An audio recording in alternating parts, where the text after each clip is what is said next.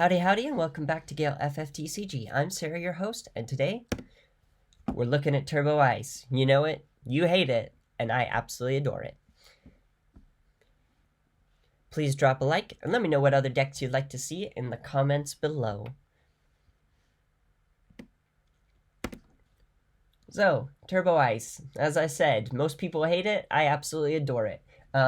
It is a list that's near and dear to my heart. I got into competitive with older variants of this, with the Remnants package and that sort of thing. I just adore this. It's great. It's a lot of fun. Recently, got some new implications in the Sky Serpent General Ragin and also in the backups. I'll go into that a little bit later, but the list originally wanted to just play out a lot of things, keep up the tempo, force your opponent to make unoptimal plays to keep up with you. Now we don't need to wait for our opponents to make unoptimal plays. We can make them for our opponents. There's so much dull freeze in this deck. There's so many ways of curving into two backups very simply that means we can play far longer into the game. Typically old lists probably wanted to win around turn 4. We're aiming for that, but we also have a lot of ways of playing the long game if our opponent does indeed manage to stabilize. So yeah, without further ado, let's just dive straight into the list. First up, we've got our Knights package. I dearly love the Knights package. Laswell, when it enters and when a job Knight enters your field, you choose a character, you don't freeze it. That's just kind of broken. It's just a great ability. And at the end of each of your turns, if a Knight you control attacks this turn, your opponent discards one card from their hand. That's also very good. Agrius, Fistalis, and Charlotte are all Knights that make that go live. Notable things is Fistalis gives you a lot more longevity. You might be on lower cards in hand because this is an aggro deck. You don't care so much about your hand size. You just want to finish out the game as quick as possible. Fistalis rewards you for doing that by gaining plus 3k if you have one or less cards in hand. You can also discard a card and remove the top 2 cards of the deck from the game, and you can cast them at any time you would normally cast them. It's effectively what we would call maybe impulse draw from Magic. It just gives you a lot more options at effectively card drawing away bad cards in hand for good ones. Agrius gains crystals on attack, and also if you control an FFT character other than Agrius, Agrius gains plus 3k. There is an FFT character, and I'll get onto that in a minute. And Charlotte is just protection and redirection. That's basically all there is to say about the Knights. It's a pretty standard package here. We're running 3 of each, and it's very good. The interesting thing, though, about this entire list is the backups. The printing of 4-cost Emina this set meant that Ice finally got a backup engine that was reliable. Originally, old versions of this list would be effectively just paying would just be play a couple of backups. Maybe you forsook the backups all entirely and just went for super aggression. That is not the case anymore. You don't have to do that. Emina searching for Summoner is the ideal play. If you open Emina in your starting hand, you are going to be able to just play her, search Summoner, and play that on curve next turn. You're on 2 backups. Suddenly, all of your Knights cost only being played onto the field as a card in hand rather than pitching a card and then playing it. Most of the things in this are 2 or 4 cost, and so 2 backups is the sweet spot. We're running 2 copies of Arcanist because 7-wall and some of the more aggro lists that actually are threatening to us are all of the same cost. So we do basically want to make sure that we can survive turns if things don't go our way, and Arcanist really just does a good job of doing that. And we're on 3 Lefenian. If you can't see an Emina turn 1, a Lefenian will do just fine. You could, if this is the only backup you control when it enters, your opponent discards a card. It's really powerful. That's about all there is to say about it. We are also running, as our ramp, we're running 3 CP Emmet Selk from the Opus 13 starter deck. I did not think this card would ever see the inside of a sleeve, but it's been a very good card. When it enters, you pay 4. If you do, you can search an ice backup of cost 4 or less and play it on the field. Obviously, this is Emina. This is the only thing we want to be searching with this, unless we already have one on the field. But if we do, then paying 4 feels a little bit bad. But from an opening turn, having a reliable way of getting to Emina is very strong. It is almost always worth pitching your whole hand to get a forward into play and a backup that searches you another backup. Your opponent's probably not going to want to get rid of that backup if they know what it is. And yeah, it's just a good deterrent. I think more than anything, especially in a deck like this, it hurts 2 CPs a Dane quite hard if your opponent goes, oh, I know what you have in hand, probably shouldn't play that because whatever I draw you is probably going to be more powerful than that 1 CP summoner that you had. But yeah, not a lot more to say about Emmet Selk. He's just a really good card. Our aggro card. You know him, you hate him. It is Ragin. Haste First Strike Brave. When it attacks, choose a forward, give it 1k in haste. When it attacks, choose one forward, give it 1k in First Strike. And do the same thing with Brave. This is insanely good in all aggro decks. You play this off of... you play this in Rufus. You're practically in the driver's seat of the entire game. If you're playing this into Laswell, that's also semi-good because you're still getting a discard off and a dull freeze. Just, it's a great card. Not much more to say about it here. Incidentally, we are also on a Dissidia Final Fantasy package. This just happened to work because Yashtola is a very good card. If our opponent has 2 or less in hand, Yashtola gains haste, which is very hard to come by in ice. When Yashtola attacks, we choose 1 forward opponent controls, deal it 9k minus 1k for each card in our opponent's hand, which is very strong, obviously. Being able to be a piece of removal and haste, especially when we're dulling and freezing all our opponent's characters, is super strong. We have Terra to back that up. When Terra enters, your opponent discards a card, and if you have 2 or more Dissidia forwards, you gain a crystal. You can also pay a crystal, tap Terra, and choose a forward, dull, and freeze it, and draw a card. Card draw is always a good thing in any deck, and especially in Ice, we do love to see it.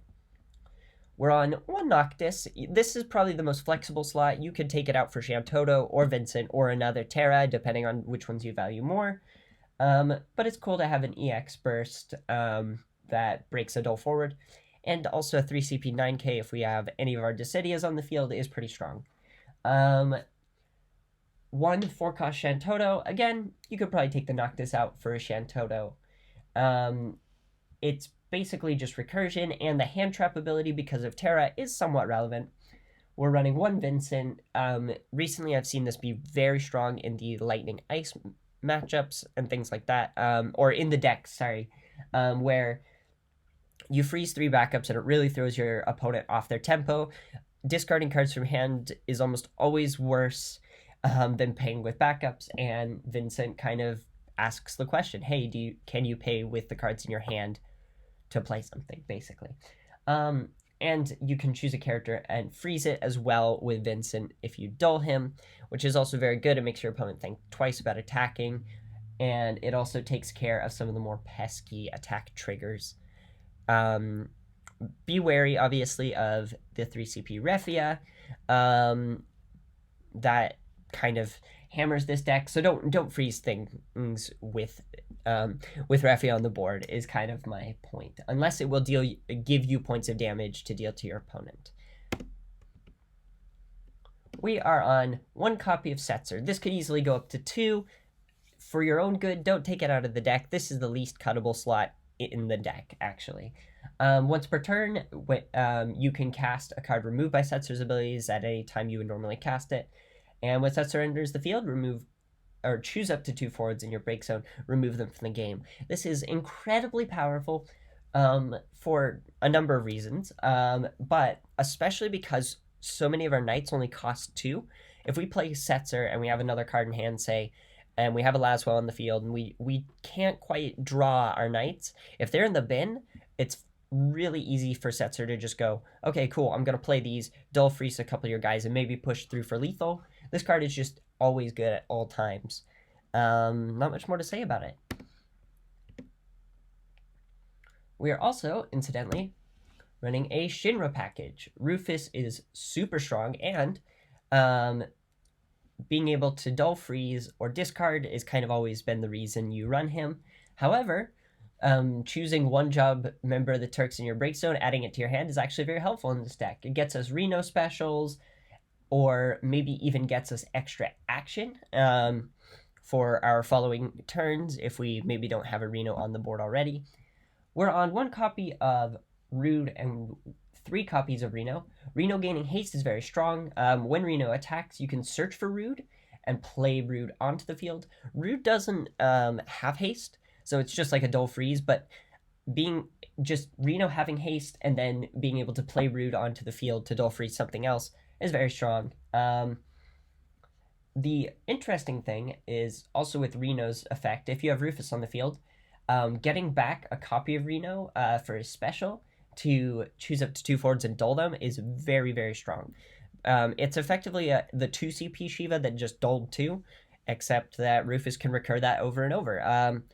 If you have a copy in your hand, you can obviously do this on your opponent's turn, force them to not attack, or after a Refia trigger where it activates, you just dull 2 things down. Super strong. I really love this. Rude, there's not much more to say.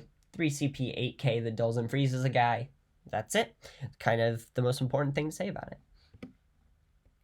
Our removal suite is actually very strong. We have 3 CP Sephiroth.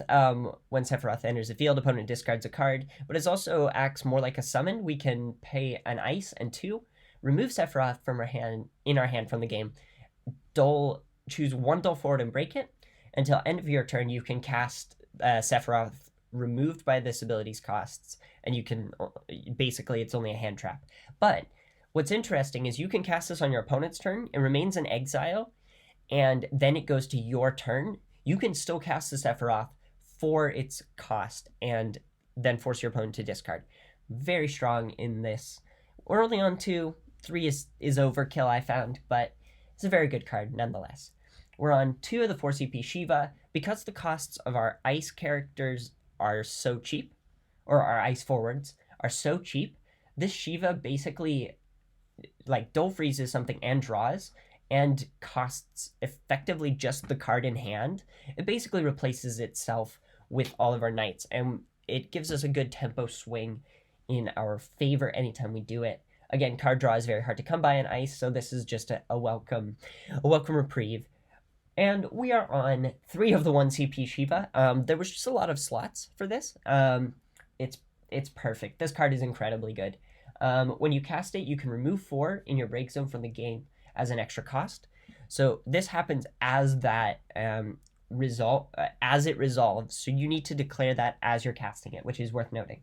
You can choose a character, dull freeze it, and if you paid the extra cost, return Shiva to its owner's hand. Be very careful here. If your opponent nullifies the target somehow, or like says that it can't be targeted, you will lose the Shiva. It will not return to your hand.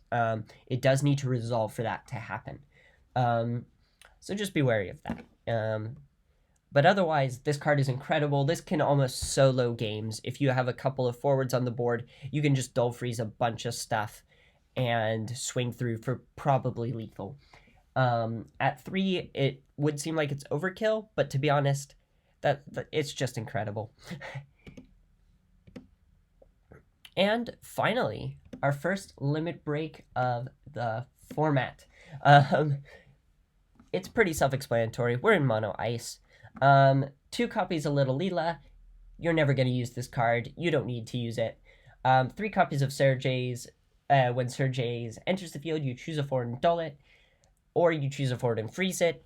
It is very, very potent to have almost always an option of whether or not you push through a point of damage or not. That is very important to note. Your opponent almost never wants to Amaterasu this. It's very funny if they do, because you are probably in a pretty good state to win the game. We're on 3 Victoria as well, may as well. If your opponent has no cards in hand, Victoria gains plus 3k, and if your opponent has 2 or less cards in hand when Victoria enters the field, you deal 7k to a forward opponent controls. Very, very, very powerful. And yeah, there isn't much more to say about this. Victoria is a great blocker. Victoria also counts as removal, and having those all the time is very good. It means that your tempo deck almost always has some sort of action that it can take to keep you in the lead. But yeah, please drop a like. Let me know what other decks you'd like to see in the comments below. Have a great day and a great rest of your week.